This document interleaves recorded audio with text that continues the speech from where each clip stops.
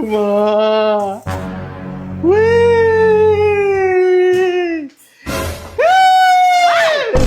Ma! Ano ba? Hindi. Ano na naman yon? Yung teacher ko. O bakit ano ginawa? Binato ko ng eraser tapos pinay-squat ako. Okay lang yan, baka kasalanan mo yan.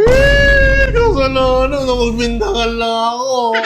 Dito nga sa bahay, kademonyo mo. Doon pa sa school lang wala ako. Demonyo, Wala kay magulang mo. Demonyo. Matigas din. Agay. Bakit? Ano ginawa mo? Magbintangan ako mag-iingay. Hindi naman ako yung katabi ko yun eh. Alam nyo kayo, napaka-aarte nyo na.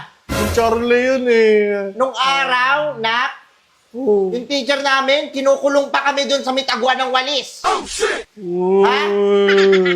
Kayo nga arte nyo, binato lang kayo ng eraser sa mukha. Tapos pina-squat lang kayo. Wala kang gagawin. Hindi mo puntahan. Ba't ko pupuntahan? Hindi na sayang lang yung oras ko. Okay lang yan. Well. Napaka-arte nyo na. Dati, okay lang naman sa'yo. Kahit may sumampal pa nga sa akin na teacher dati. Wala akong pakialam. Hindi ko sila sinusumbong sa magulang ko. Kaya mo lang puntahan eh. Siguro ampon mo lang ako. Ampon? Yung dila mo nga. Okay. Dila mo nga.